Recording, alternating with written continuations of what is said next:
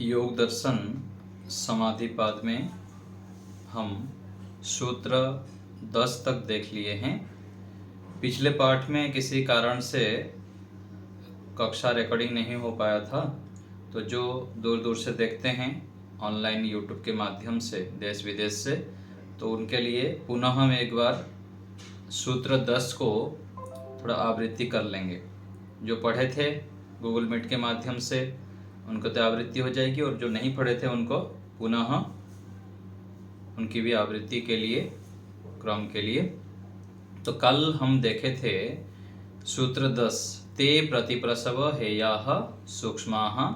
जो 5 क्लेश हैं, अविद्यादि 5 क्लेश, उनके ते अर्थात वो अविद्यादि 5 क्लेश प्रतिप्रसव हेयाः अपने उत्पत्ति के कारणभूत चित्त के प्रकृति में लीन हो जाने पर समाप्त होने योग्य जो क्लेश हैं, वह किससे समाप्त होता है?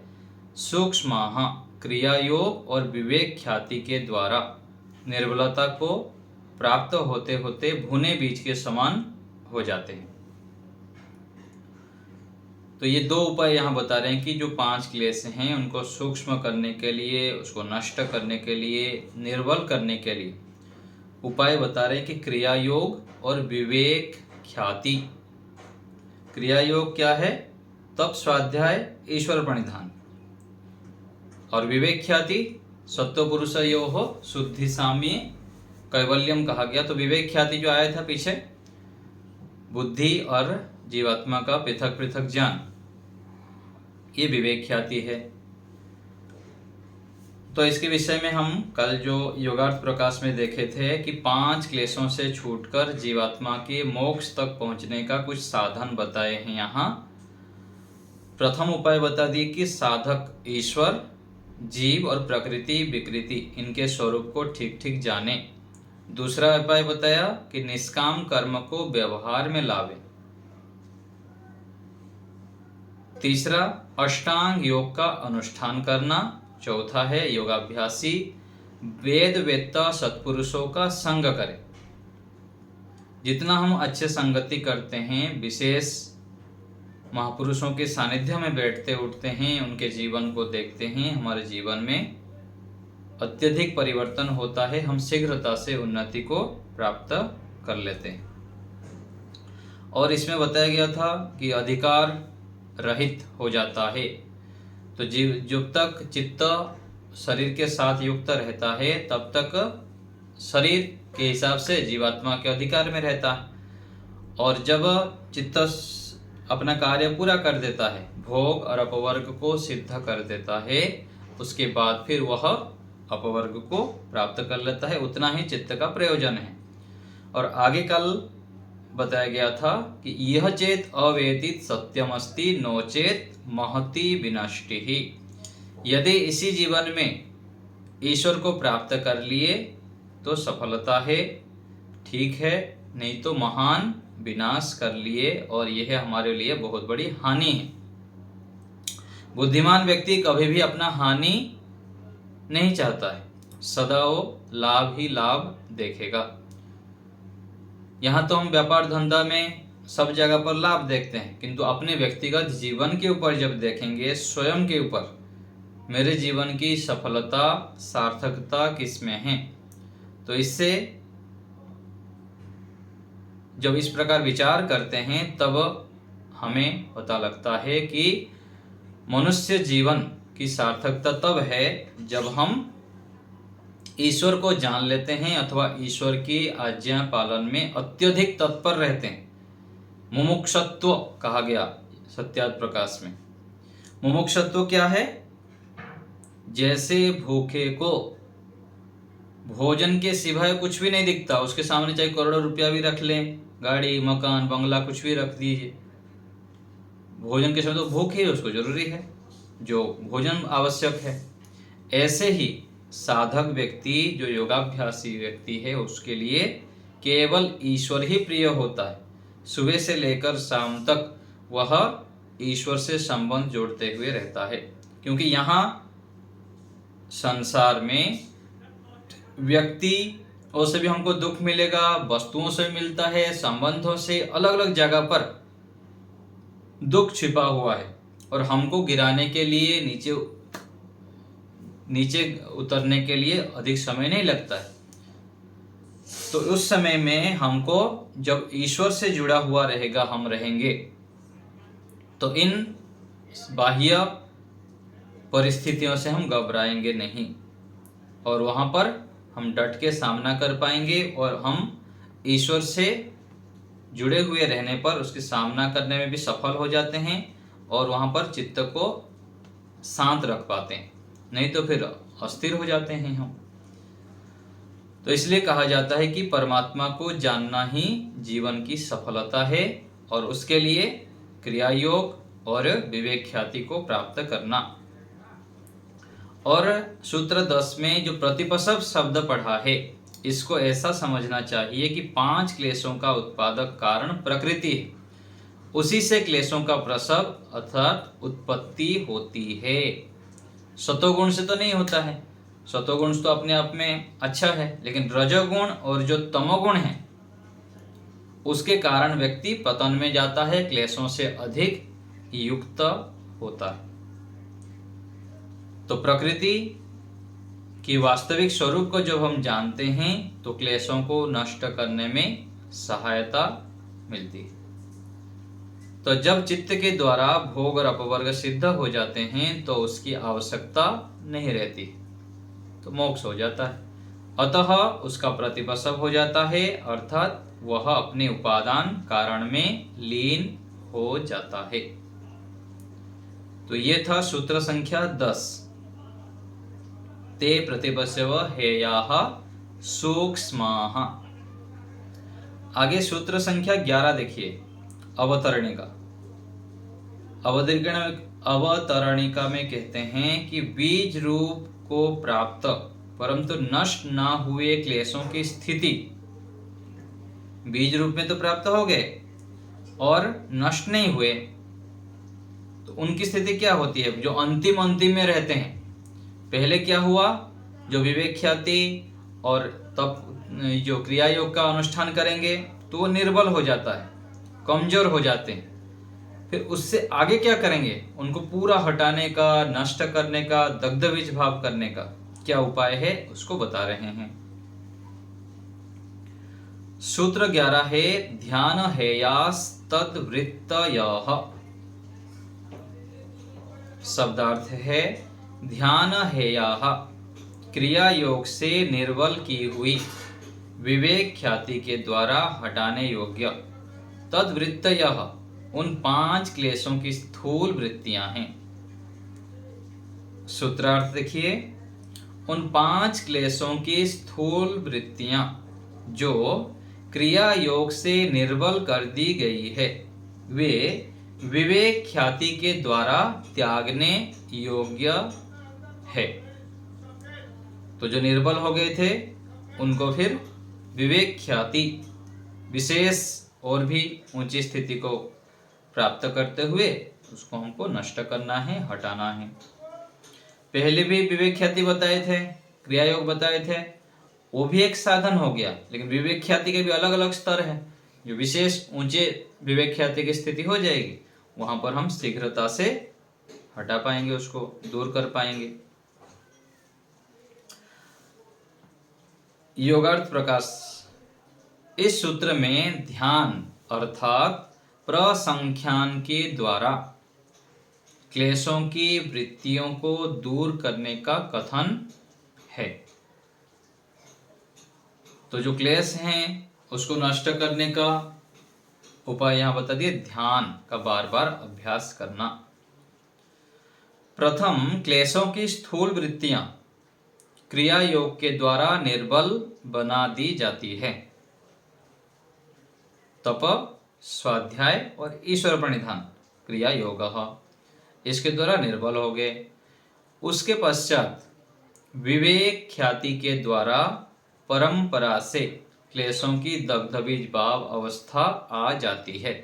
परंपरा से अर्थात जैसे पीढ़ी बाई पीढ़ी होता है, ऐसे ही विवेक ख्याति का जब हम बार बार अभ्यास करेंगे, एक हो गया फिर दूसरी बार अभ्यास और जितना दृढ़ स्थिति हो जाती है विवेक ख्याति की, उससे फिर क्लेशों की दग्धबीज अवस्था हो जाती है। जब क्लेश व्यवहार काल में उग्र रहते हैं तब उनको स्थूल वृत्ति युक्त कहा जाता है।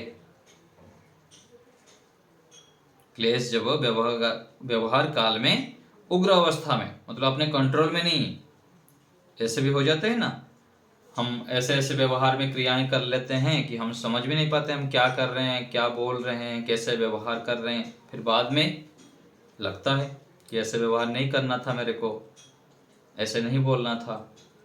तो ये क्लेशों की उग्र अवस्था है। योगाभ्यास के माध्यम से क्लेशों को निर्बल बना देने से उनका उग्र रूप रुक जाता है और मानसिक स्तर पर सूक्ष्म रूप से उनका व्यापार चलता रहता है। पहले शरीर से, फिर वाणी से, फिर मन से। प्रथम क्या होता था, व्यक्ति गुस्सा करके कोई सामान तोड़ देता है, किसी को हाथ उठा देता है, ऐसे हो जाता था। फिर बाद में व्यक्ति हाथ तो नहीं उठा रहा है, सामान पर तो नहीं तोड़ रहा है, लेकिन वाणी से गाली गलौज कर लेता है, कटु शब्द बोल देता है, ये स्थिति होती है। फिर आगे चलकर और जब सूक्ष्म हो जाएगा, योगाभ्यास के माध्यम से मन में ही रहेगा, आगे और प्रकट वाणी से नहीं करेगा और क्रिया से तो हट ही गया था। तो ये स्थूल से सूक्ष्म की ओर चलता रहता है। उस समय क्लेश सूक्ष्म वृत्तियों से युक्त रहते हैं, स्थूल से जाकर सूक्ष्म में। उन वृत्तियों को सूक्ष्म कहा जाता है। क्लेशों की स्थूल वृत्तियों को अल्प प्रयत्न से रोका जा सकता है। स्थूल वृत्तियों को थोड़ा सा प्रयत्न करेंगे, थोड़ा बहुत योगाभ्यास करेंगे, सत्संग करेंगे, स्वाध्याय करेंगे, कुछ ध्यान का अभ्यास करेंगे तो उसको हम रोक सकते हैं। सूक्ष्म वृत्तियों को रोकने में अधिक प्रयत्न करना पड़ता है, अत्यधिक प्रयत्न करना पड़ता है, बार बार प्रयत्न करना पड़ेगा, तब जाके उस सूक्ष्म वृत्तियों को हम रोक पाएंगे। पहले तो हमको पता होना चाहिए कि मेरे अंदर क्या क्या दोष है, किन व्यवहारों को मुझको नहीं करना चाहिए, जो मैं कर लेता हूँ उसके कारण फिर मेरे को हानि होती है, योगाभ्यास में बाधा उत्पन्न करती हैं वो व्यवहार, उसको जानना होता है। और जानने के लिए भी बड़ों से सहायता लिया जाता है, माता पिता गुरुजन, और आगे चलकर ईश्वर से सहायता लेना है कि प्रभु मेरे को बताइए कि मैं कौन सा दोष करता हूँ, मेरा दोष मुझको पकड़ में आ जाए। दोष यदि पकड़ में नहीं आया, समझ में नहीं आया, फिर उसको दूर कैसे करेंगे। इसलिए ईश्वर से भी सहायता लेनी चाहिए। अलग अलग क्षेत्र में व्यक्ति के दोष होता ही, किसी के खुशी में, किसी का अन्य किसी विषय में। किसी का खाने में राग है, बार बार भोजन अधिक कर लेता है, उसके कारण पेट खराब रहता है, स्वास्थ्य ठीक नहीं रहता है, वो क्या है, उस क्षेत्र में पीड़ित है। किसी को देखने का शौक है, इधर उधर का देखने में समय गुजरता है, किसी को सुनने का है। जो देखना, सुनना, शब्द, स्पर्श, रूप, रस, गंध, ये 5 विषय हैं। और ये 5 विषय हो गया, इसका भी अविद्या के अंदर आ जाते हैं, और अविद्या से आगे बढ़ते हैं तो फिर राग, द्वेष, किन किन जगह पर मेरा का राग है, स्थूल रूप में देखना है, फिर सूक्ष्म रूप में देखना है। तो जितना हम शांत होते हैं, अपने चित्त को शुद्ध करते हैं, उतना उतना हमको ये सूक्ष्म विषय पकड़ में आता है, समझ में आता है। बहुत समय लग जाता है, सालों साल के बाद पता लगता है कि मैं कैसे कैसे व्यवहार कर रहा था, मुझको ऐसे नहीं करना था। और फिर पश्चाताप होता है। तो जितना जल्दी हम जाग जाएंगे उग्र तपस्या करते हुए, उतना हमारा समय का बचत होगा, हम शीघ्रता से मोक्ष की ओर बढ़ पाएंगे, अपने दोषों को भी नष्ट कर पाएंगे। तपस्या के बिना क्लेशों का नष्ट होना असंभव है, उग्र तपस्या आवश्यक है। तो बार बार तप करना है। तप क्या है? धर्म आचरण को निरंतर करते जाना, धर्म आचरण की मात्रा को बढ़ाना और निष्काम कर्म को बढ़ाना। निष्काम कर्म और ईश्वर की उपासना, ईश्वर प्रणिधान अति आवश्यक है। ईश्वर में हमारी रुचि हो गई, यदि हमारे सुबह से लेकर शाम तक अधिकतर ईश्वर की ओर बढ़ने में प्रयत्न हो रहा है, ईश्वर को हम स्मरण रख पा रहे हैं, दो वह चीजें हैं। व्यक्ति एक तो व्यवहार, यहाँ पर लौकिक व्यवहार में दिन रात लगा रहता है, खाने में, पीने में, देखने में, सुनने में, बातचीत करने में, गप्पे लगा देगा 1 घंटा, 2 घंटा, 3 घंटा। लेकिन ईश्वर के पास बैठना, ईश्वर से संबंध जोड़ना, ओम आदि के माध्यम से जप करना, इसके लिए समय नहीं होता है और रुचि भी नहीं होता है। तो यदि हमारा तड़प ईश्वर के प्रति है, ईश्वरीय कार्य के प्रति अधिक हो रहा है, तो हम अपने जीवन को सफल बना रहे हैं, सफलता की ओर ले जा रहे हैं। जो पिछले उपनिषद का पंक्ति आया ना कि यह चेत अवेदित सत्यम अस्ति, तो हम सफल बनाने जा रहे हैं। नोचेत महति विनष्टि, यदि ईश्वर में रुचि नहीं हो रहा है, ईश्वर से संबंधित विचार हमारे मन में, हर्ष में नहीं आ रहा है, तो हम कहीं ना कहीं नीचे चल रहा है हमारा स्तर। ईश्वर के लिए तड़प होना चाहिए, हर समय ईश्वर से जुड़े रहना, ईश्वर को अंग संग मानना, ईश्वर की रचनाओं को देखना, प्रभु आप कितने महान हैं। एक एक सृष्टि की रचना को जब हम देखते हैं तो गदगद हो जाते हैं व्यक्ति, साधक पूरा नतमस्तक हो जाता है कि प्रभु आप कितने महान हैं। तो जब हम परमात्मा के ओर बढ़ते हैं तो हमको जो चाहिए वो मिल जाता है। हमको क्या चाहिए? हमारी वास्तविक इच्छा को क्या? हमको सुख चाहिए और वो स्थायी सुख चाहिए। तो ये ईश्वर के सानिध्य में हमें मिलता है। तो जो सूक्ष्म दोष है, मल है, उसको दूर करने के लिए हमें अधिक प्रयत्न करना होता है। अत्यधिक प्रयोग करेंगे, तपस्या करेंगे तो स्वयं हमको दोष समझ में आएगा। और जो बड़े हैं, ऋषि लोग हैं, उनसे भी हमें सहायता लेनी चाहिए। माता पिता है जो हमारे हितैषी हैं, उनको पूछना चाहिए। और वो यदि हमको कभी दोष दिखाते हैं, बताते हैं, तो हमें उसको विचार करना चाहिए, उसको सहन करते हुए स्वीकार करना चाहिए। जो विचार करेंगे उनके बातों को, हमको दोष दिखा रहे हैं हमारे में, तो फिर उसको दूर कर पाएंगे, क्योंकि वो हमारे हितैषी हैं। जो हमारे हितैषी हैं वो हमारे लिए सदा हित ही चाहेंगे और हमारा दोष दूर हो वो चाहते हैं। और सबसे बड़ा हमारे हितैषी कौन है? परमात्मा है। और साधना जब हम करते जाएंगे तो ईश्वर की ओर से अंदर से प्रेरणा आएगा कि ये करो, ये मत करो। फिर उसको हमको समझना पड़ेगा, समझ के फिर उसको मनन करके, पक्का करके दोषों को हटाने के लिए प्रयत्न करना है। इससे सूक्ष्म मल दोष दूर होंगे। शरीर से चोरी आदि अशुभ कार्यों को त्याग देना सरल है, यद्यपि ये भी कठिन है, लेकिन एक तुलनात्मक दृष्टि से सरल है। चोरी तो चलो व्यक्ति एक पुरुषार्थ करके दूर कर सकता है, परंतु मन से अशुभ कार्यों को छोड़ देना कठिन है। किसी के प्रति गलत विचार ही नहीं आना, अधर्म युक्त विचार ना आना, अनिश्वरीय युक्त ईश्वर की आज्ञा से विरुद्ध विचार ही ना आना, ये कितना कठिन काम है। बैर भाव, द्वेष उत्पन्न ना होना, किसी की वस्तु के प्रति लोभ उत्पन्न ना होना। तो मन से अशुभ कार्य, अधर्म कार्य आदि को छोड़ देना अति कठिन है। तो हमको मन से भी गलत काम नहीं करनी है, गलत विचार लाना ही नहीं। इसलिए तो कहा गया कि वितर्का हिंसादयः, आगे सूत्र आएगा इसमें कि व्यक्ति वितर्कों से कैसे बचता है, वितर्क से तो क्यों बचने के लिए बचना चाहिए।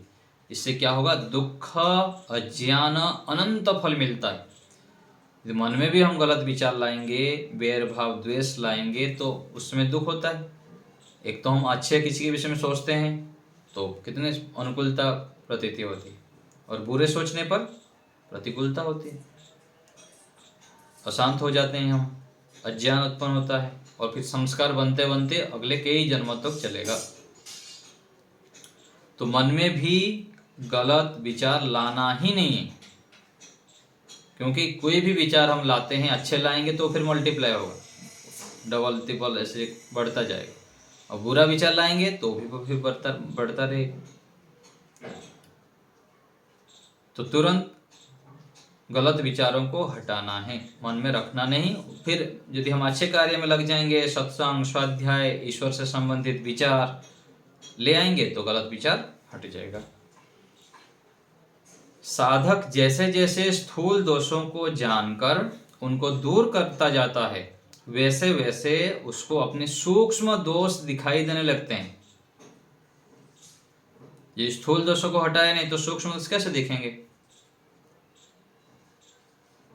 जैसे उदाहरण देते हैं ना कि मान लीजिए कोई गंदा कपड़ा पहना है, वो कहीं भी बैठ जाएगा, अथवा सफेद से अलावा काला कपड़ा पहना है, कुछ पहना है, कहीं भी बैठ जाएगा। लेकिन सफेद कपड़ा पहना वाला व्यक्ति बैठने से पहले 10 बार सोचता है कि वहां कुछ धूल तो नहीं है, हाथ में ये करके देखता है, झाड़ता है, फिर बैठता है।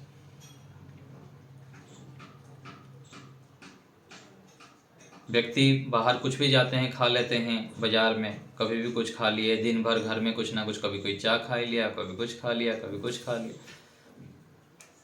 और जब पता लग गया उसको कि बीच बीच में खाना नहीं चाहिए, ये पेट जो है कूड़ा पात्र नहीं है, डस्टबिन नहीं है कि जब भी हो कुछ भी डाल दिए उसमें।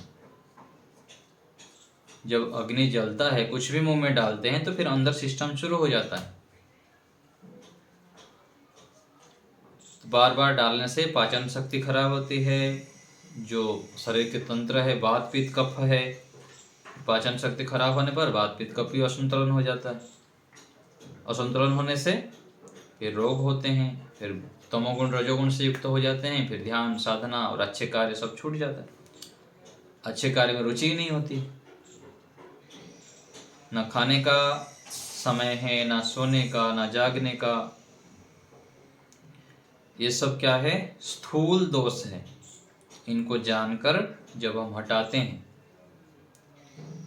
तो वे धीरे धीरे हम सूक्ष्मता की ओर जाते हैं। अपने सूक्ष्म दोषों को, मानसिक स्तर पर बैठे हैं, किसी के भी विषय में गलत विचार आया तो तुरंत साइलेंसर लग जाता है। वो लगाते हैं ना साइलेंसर, नहीं वो सेंसर। ऐसे बताते हैं कि बड़े बड़े जो फैक्ट्री होते हैं ना, उसमें जो फिटिंग करके रखते हैं, ये रहना चाहिए, उसमें एक कण भी यदि गलत कुछ आ जाता है तो सेंसर तुरंत बता देता है कि ये गलत ये आ गया। ऐसे ही साधक व्यक्ति भी अपने मन को सेंसर बना देते हैं, इतना सेंसिटिव होता है। इसलिए कहा गया है योग दर्शन के व्यास भाष्य में, बुद्धिमान व्यक्ति, विवेकी व्यक्ति, ज्ञानी व्यक्ति कौन है, सबसे बड़े बुद्धिमान कौन है। तो उसमें कहा गया कि अक्षि पात्र कल्पो ही विद्वान, वास्तविक विद्वान ज्ञानी वही है। वो क्या करता है, अक्षि पात्र कल्प की तरह होता है। जैसे आग की ये डोलू है, थोड़ा सा भी कुछ धूल कणिका आ जाए तो आग कितना सेंसिटिव होता है, तुरंत उसको बंद कर देता है, जाने नहीं देता है। ऐसे ही बुद्धिमान व्यक्ति ज्ञानी व्यक्ति होता है। थोड़ा सा भी कुछ दोष दिख गया, मन में भी कुछ गलत विचार आ गया, तुरंत वो सावधान होके ब्रेक लगा लेता है ना, ये मेरे लिए अनावश्यक है, मोक्ष मार्ग में बाधक है, साधना मार्ग में बाधक है, इतना वो सावधान रहता है।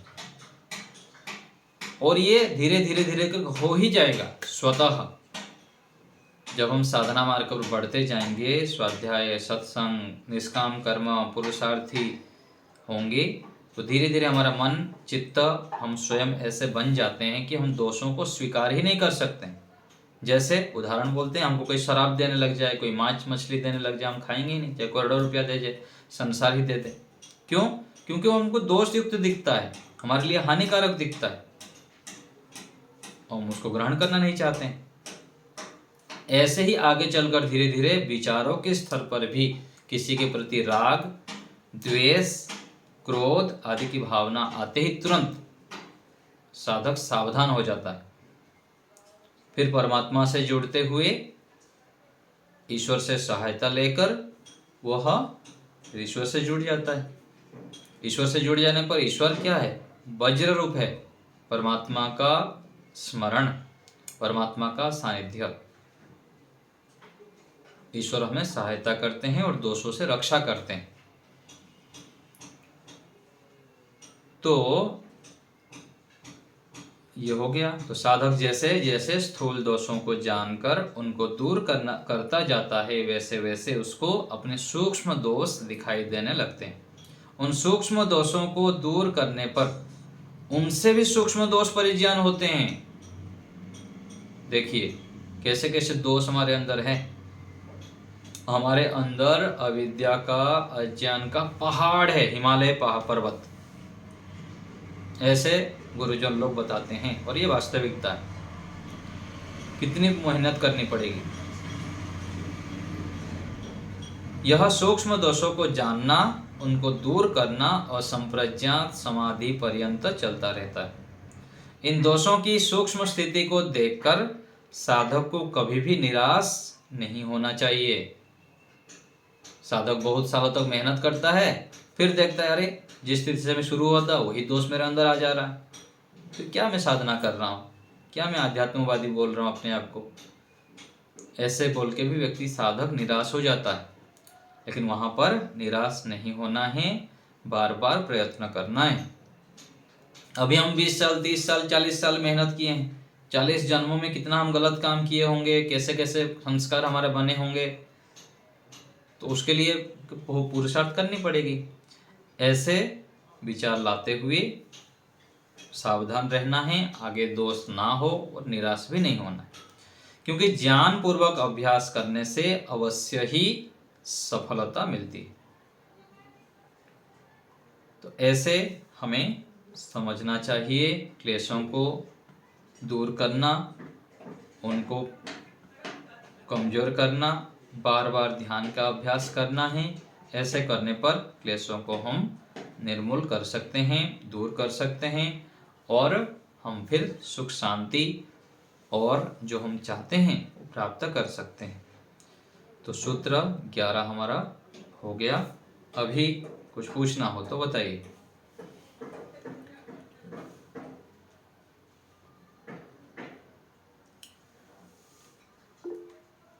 प्रमोद जी बोलिए। नमस्ते आचार्य जी। नमस्ते आचार्य जी, ईश्वर प्रणिधान की जरा परिभाषा बताएंगे? ईश्वर प्रणिधान की परिभाषा सरल रूप से यह है कि अपने पास विद्यमान ज्ञान, बल, धन आदि समस्त साधनों को ईश्वर प्रदत्त मानकर उनका प्रयोग ईश्वर की प्राप्ति के लिए ही करना, मोक्ष की प्राप्ति के लिए ही करना, लौकिक उद्देश्य धन, मान, यश आदि की प्राप्ति के लिए ना करना ईश्वर प्रणिधान है। ईश्वर मुझे देख, सुन, जान रहे हैं। ईश्वर मुझे देख रहे हैं, सुन रहे हैं, जान रहे हैं, यह भावना भी मन में बनाए रखना हर समय। अभी हम पढ़ रहे हैं तो ईश्वर हमारे साथ विद्यमान है। जिस कमरे में है ईश्वर, मेरे साथ ईश्वर भी है। 2 व्यक्ति हैं तो ईश्वर हमारे पास तीसरे खड़े हैं यहाँ पर। हर समय ईश्वर को अपने मन में बनाए रखना भी ईश्वर प्रणिधान है। ठीक है, नमस्ते सर, धन्यवाद। सुदेशना बताइए। नमस्ते आचार्य जी। नमस्ते। अच्छा जी, ये तो सब जितने पढ़े हैं ये सब तो हमारे अंदर है। जी। सूक्ष्म दोष स्थूल दोष सब तो है। लेकिन देखिए आचार्य जी, अगर एक कुत्ता रोड में सोया हुआ है और कोई आदमी आके उसको डंडा से मारता है, तो तुरंत हमारा अंदर एक गुस्सा हो जाता है, क्या ईश्वर तेरे लिए ये संसार बनाया है, क्यों वो सोया है उसको मार दिया। तो उस वक्त तो हम लोग को गुस्सा आ जाता है आचार्य जी। वहां पर तब रोकना कैसा है, हाँ रोकना है वहां पर। गुस्सा, वो गलती किया, हम गुस्सा कर लिए, दूसरे गलती करे और हम दुखी हों, ये तो बुद्धिमत्ता नहीं है ना। दूसरे गलती करें, हम दुखी हों, ये बुद्धिमत्ता नहीं है। तो वहां पर मन में क्या बोलाना है कि दूसरा गलती किया, मैं यदि दुखी हो गया, मैं यदि क्रोध से युक्त हो गया, तो मैं तो बुद्धिमान नहीं हूं ना, मूर्ख हूं। तुरंत वहां पर सावधान हो जाना है, ठीक है कर दिया तो कर दिया, अज्ञानता के कारण करता है। हम भी तो बहुत सारी गलतियां करते रहते हैं, हम कहाँ दूध से ढुले हुए। हम कुछ अलग कर रहे हैं, वो कुछ अलग कर रहे हैं। हो सकता है हमारे अंदर ऐसे दोष है, उसके अंदर ना हो। ऐसे ऐसी भावना अच्छा जी, लाकर फिर हटा देना है उसको। मन के अंदर बहुत कस मैंने संघर्ष चलता है, बहुत हाँ, संघर्ष संघर्ष चलता है। करना ही तो है ना, संघर्ष ही जीवन है। प्रत्येक स्थिति में सुबह से लाकर शाम तक यहाँ पर युद्ध चलता है।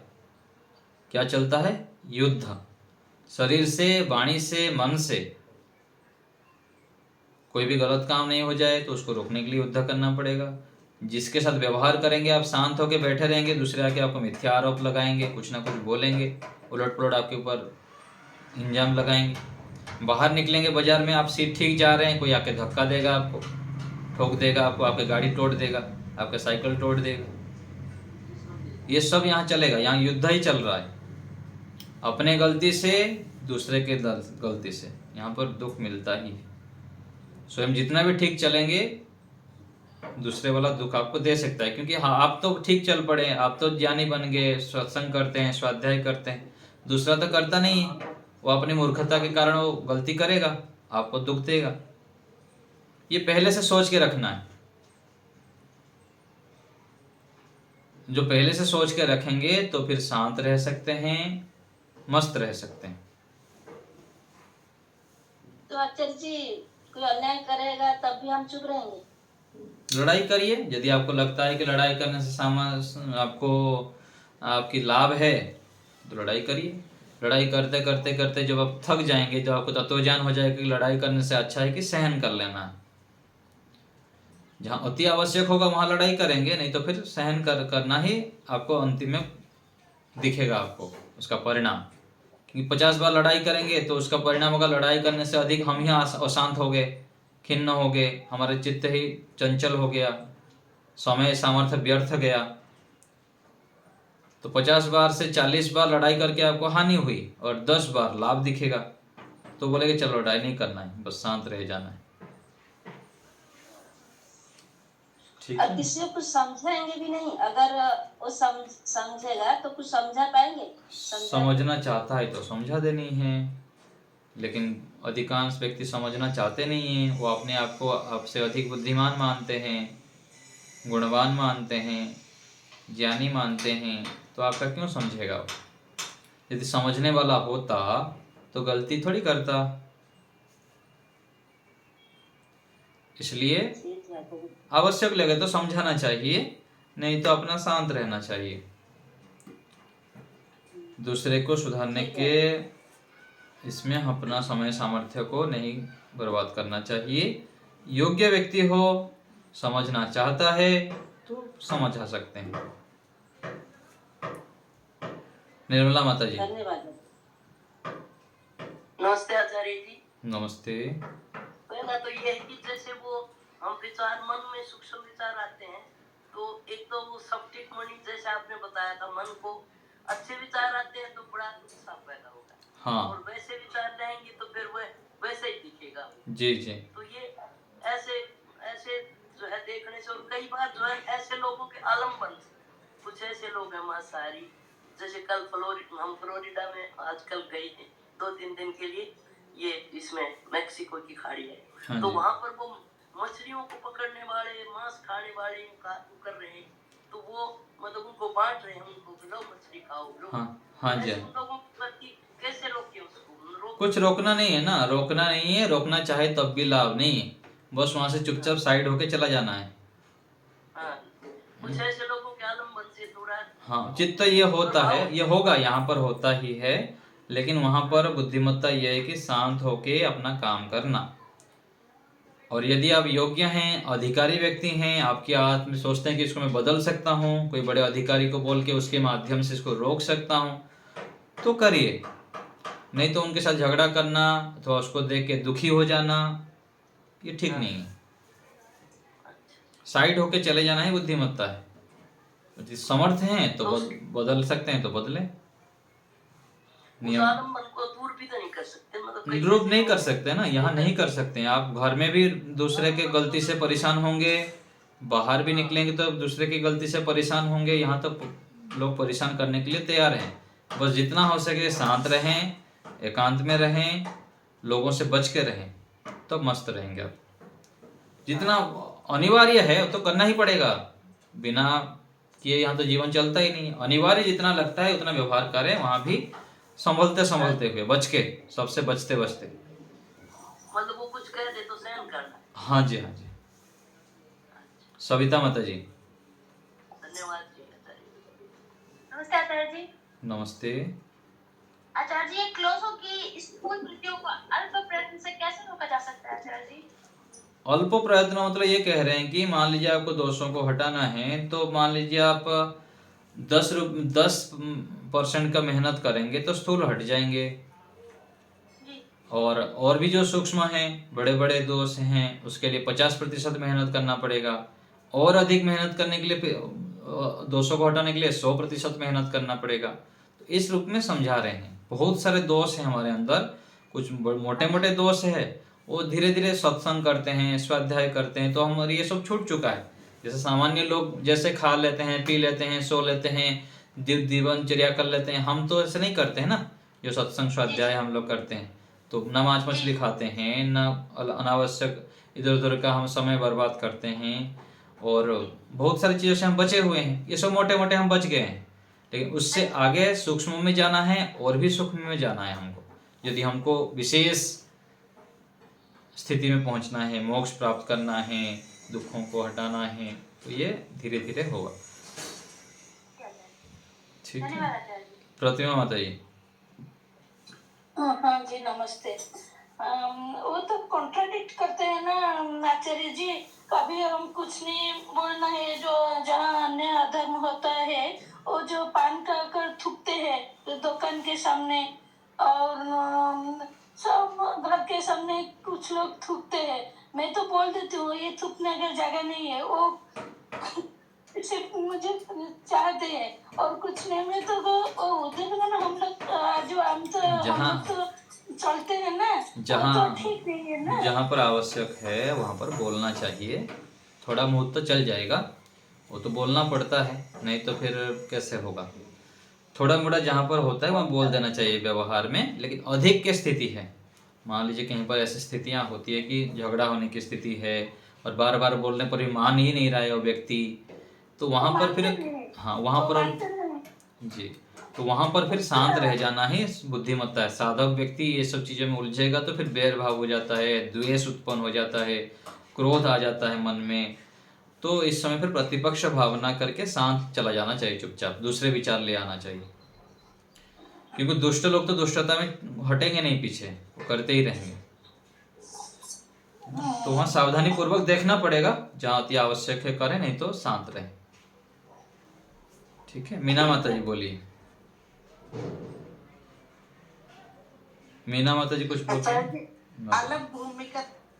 अलब्ध भूमिकत्व अर्थात जैसे समाधि की बार बार ध्यान साधना के अभ्यास कर रहे हैं लेकिन मन टिकता नहीं है, समाधि की स्थिति बनती नहीं है, ये अलब्ध भूमिकत्व है।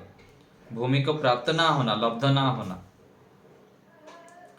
जैसे कोई विद्यार्थी बार बार पढ़ता है, हर साल सोचता है कि मैं 99% लाऊं, लेकिन 99% नहीं ला पाता, 95, 96 तक जाता है, 97 तक भी चला जाता है, 98 तक चला गया, लेकिन 99 को प्राप्त नहीं कर पाता है। तो जो हम चाहते हैं समाधि स्थिति इस प्रकार से हो, उसको प्राप्त ना कर पाना, ये अलब्ध भूमिकत्व है। ठीक है, और कोई बात किसको पूछना है? प्रमोद जी बोलिए। आचार्य जी, जैसे कोई ईश्वर के मार्ग पे चलता है तो उसमें मतलब वो ईश्वर का कार्य करना चाहता है। मान लो कोई ब्राह्मण है तो वो उसका कार्य करता है, प्रचार वगैरह का, वेद प्रचार का कार्य करता है। तो उसमें जो साधन होता है, संसार में लौकिक साधन होते हैं, जैसे मान लो इंटरनेट का यूज कर रहे हैं हम, या किसी मेज कुर्सी वगैरह, जितने भी मतलब ये साधन हो, हाँ जी। तो उनका यदि काम करता है और उसके पास धन एकत्रित होता है तो वो किस श्रेणी में आएगा? ब्राह्मण की श्रेणी में आएगा या फिर वो एक वैश्य कहलाया जाएगा? नहीं, लेकिन काम धन वो जिस आवश्यकता वो के ईश्वर को हिसाब से जितना चाहिए उतना तो रखना ही होता है, जरूरत पड़ता है ना। ब्राह्मण का काम है पढ़ना, पढ़ाना, दान देना, दान लेना, यज्ञ करना और कराना, ये मुख्य कार्य है। गौण रूप से कुछ कार्य भी करना पड़ जाता है, लेकिन मुख्य होता है। ब्राह्मण क्षत्रिय का कार्य भी करता है, वैश्य का भी कार्य करता है, शूद्र का भी कार्य करता है, लेकिन मुख्य जो विशेष जिसमें रुचि है, जिस कार्य को अधिक कर रहा है, उसके आधार पर वो ब्राह्मणत्व कहा जाता है। ऐसे ही सभी क्षेत्र में हो जाएगा। जैसे वेद का प्रचार करते हैं तो प्रचार करने में मतलब उसको जो है ईश्वर की आज्ञा का वो पालन करता है उस तरीके से, तो वो ईश्वर की आज्ञा का पालन कर रहा है, वेद प्रचार कर रहा है, और ईश्वर को पाना ही, मोक्ष को प्राप्त करना ही उसका उद्देश्य भी है। तो इस हिसाब से तो ये कहा जा सकता है कि वो एक तरीके से सन्यासी हुआ। लेकिन वो जो उस कार्य को करना, उसको लौकिक संसार अपने पास एकत्रित करना ही हुआ, क्योंकि बिना उसकी उससे अच्छा सुविधा हो जाती है उसको करने में। हाँ जी, हाँ मैं जी, इस हाँ, हिसाब वो से तो कहा, साधन तो जरूरी है ना, वो साधन तो जरूरी है, उसमें दोष नहीं है। उद्देश्य यदि गलत हो गया कि मोक्ष प्राप्ति, ध्यान साधना और ईश्वर संसार का कल्याण उद्देश्य ना हो, केवल खाना पीना मौज मस्ती करना जो उद्देश्य होगा, तो वो दोष युक्त है। मतलब कहने का अर्थ यह है कि यदि सन्यासी किसी प्रकार से वेद विचार करता है, वेद का और सारे सृष्टि में उसमें करता है उसको, तो वो ठीक है, मतलब उसके लिए हाँ जी, हाँ साधन जी, यदि हाँ जुटाता है जी, जी जी तो वो उसकी शैली सन्यासी की बनी रहेगी। जी जी बिल्कुल। ठीक है, धन्यवाद, नमस्ते। ठीक है, चलिए आज यहीं रखते हैं। और कोई बात किसी को पूछना है? ठीक है।